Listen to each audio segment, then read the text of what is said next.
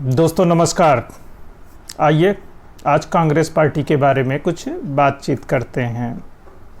इस समय कांग्रेस में लगातार वैसे कई महीनों से मंथन चल रहा है कि कांग्रेस को पुनः शीर्ष पर कैसे ले जाया जाए।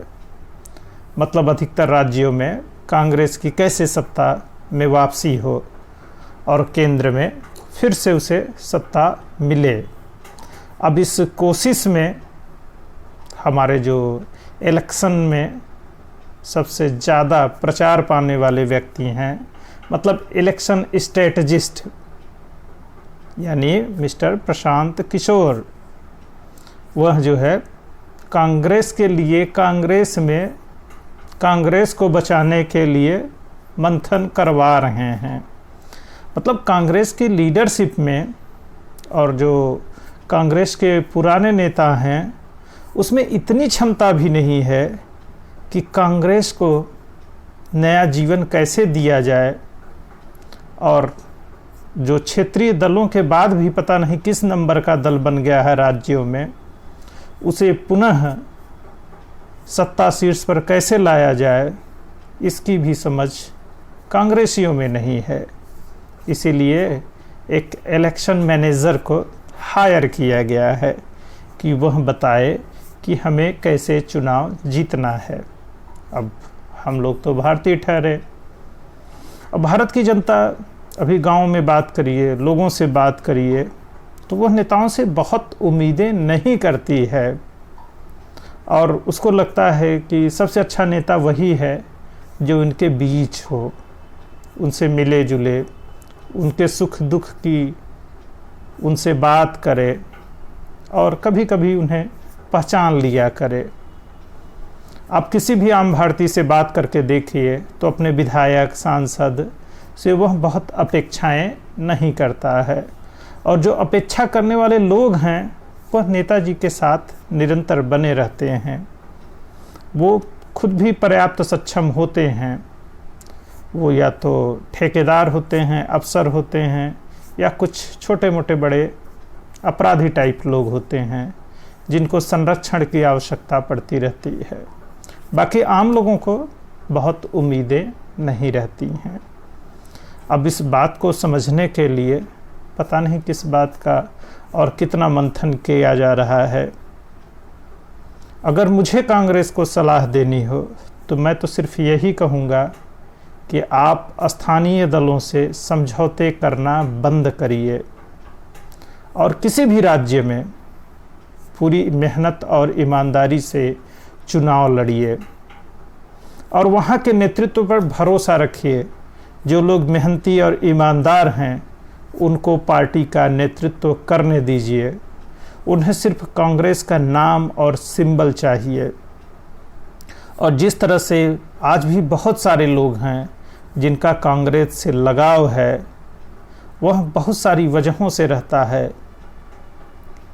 वह एक उनके परिवार की परंपरा भी चली आ रही है और कांग्रेस से एक मानसिक, बौद्धिक, वैचारिक, भावात्मक स्तर पर भी लगाव है। वो लोग आज भी कांग्रेस के लिए उसी तरह खड़े होने चाहते हैं। बस ज़रूरत इस बात की है कि कांग्रेस उन लोगों पर भरोसा करे। पर पता चलता है आज आप कोई और बात कर रहे हैं, कल कुछ और करने लगते हैं। ऐसे में जो आपका मतदाता समूह है वह जाए तो जाए किधर। और आप अभी जब से बीजेपी में मोदी काल शुरू हुआ है, आप अपनी स्ट्रेटजी और चुनाव लड़ने के तौर तरीकों पर थोड़ा सा गौर करिए। तो आप अपना अस्तित्व क्यों खोते जा रहे हैं? यह किसी से छिपी नहीं है। यह बात हर आदमी बहुत आसानी से समझ रहा है। आमतौर पर आप चुनाव खुद जीतने के लिए नहीं लड़ रहे होते हैं।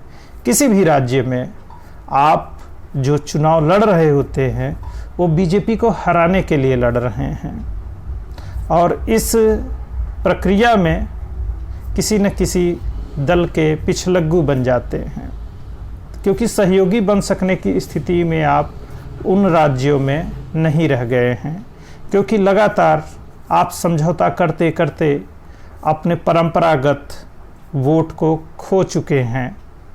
अब उत्तर प्रदेश, बिहार, बंगाल, झारखंड, यहाँ तक कि अब महाराष्ट्र का भी उदाहरण देखिए, तो आप कहाँ से कहाँ पहुँच गए हैं। जबकि और ढेर सारे राज्य हैं जहाँ पर आप बीजेपी से सीधे लड़ते हैं तो आप पहले दूसरे नंबर पर ही रहते हैं, एक बार भाजपा, एक बार कांग्रेस। तो आपकी जो नीति है, जो योजना है और जो चुनाव लड़ने में जो आप उद्देश्य लेकर चलते हैं, सबसे पहले उसे सही करिए। कांग्रेस को सबसे पहले किसी भी राज्य में बीजेपी को हराने के बजाय खुद जीतने के लिए चुनाव लड़ना होगा, क्योंकि आपको लगता है कि बीजेपी को सत्ता में बाहर रखना ही आपकी उपलब्धि है। तो बहुत सारे राज्यों में ऐसा आपने किया है, जैसे बंगाल का उदाहरण लीजिए, हरियाणा का उदाहरण लीजिए, दिल्ली सबसे बड़ा एग्जाम्पल है।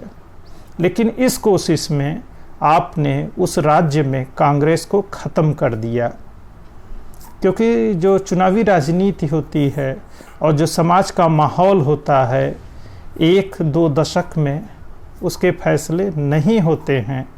क्योंकि कांग्रेस अगर लगातार 50, 55 से 60 साल तक अगर सत्ता में रही है और उसके बाद 15 से 20 साल अगर उसे सत्ता से बाहर रहना पड़ रहा है, तो इसमें इतना परेशान होने की बात नहीं है।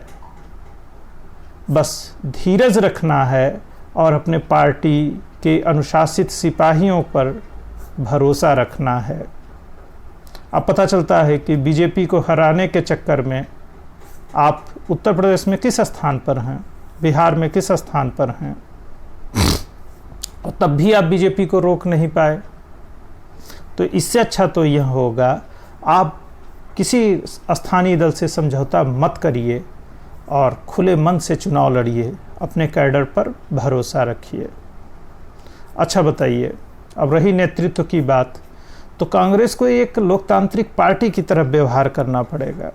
क्या कांग्रेस का अस्तित्व गांधी टाइटल के बगैर पूरा हो सकता है? अगर सच में इस पर मंथन किया जाए तो अब तक का जो रिकॉर्ड रहा है उसमें हाँ में तो जवाब नहीं दिया जा सकता है। और क्या कोई कुमार या किशोर कांग्रेस का नेतृत्व ले सकता है, या कोई गांधी इस तरह का नेतृत्व किसी कुमार और किशोर को सौंपेगा? तो इसकी संभावना तो दूर दूर तक नहीं दिखाई देती है। तो यही एक तरीका है।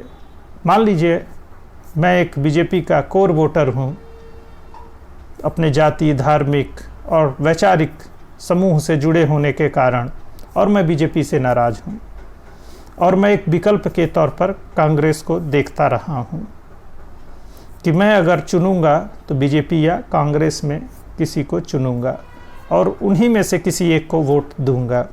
पर मेरे राज्य में, मतलब उत्तर प्रदेश, बिहार, बंगाल, मतलब जहाँ कांग्रेस ने खुद को ख़त्म कर लिया है, वहाँ पर मेरे पास विकल्प क्या है? तो कांग्रेस ने उस उदारवादी तबके का जो राष्ट्रीय विमर्श में शामिल होना चाहता है, जो देश की फिक्र करता है, वो जाति, क्षेत्र, भाषा से ऊपर उठकर वोट करना चाहता है, उसका विकल्प कांग्रेस खत्म कर देती है। तो प्लीज़ आप इस विकल्प को बनाए रखिए और अकेले दम पर चुनाव लड़िए। आप बीजेपी का ही एग्जाम्पल लीजिए। जिन राज्यों में क्षेत्रीय दलों के साथ ये समझौता करके चुनाव लड़ती है, वहाँ पर उनकी क्या स्थिति है। इसमें वर्तमान में बिहार की स्थिति देखिए, वहाँ पर बीजेपी की क्या स्थिति है। पंजाब में देखिए, बीजेपी का कैडर वहाँ बन ही नहीं पाया, एक पार्टी के रूप में बीजेपी पंजाब में नहीं खड़ी हो पाई। या फिर जिन राज्यों में बीजेपी ने स्थानीय दलों से समझौते किए, वहाँ पर बीजेपी की क्या स्थिति है। तो कांग्रेस को इस तरह के समझौते से बचना होगा और बीजेपी को भी समझौते नहीं करने चाहिए, क्योंकि जब आप इस तरह के समझौते करते हैं तो राष्ट्रीय विमर्श कमज़ोर पड़ता है।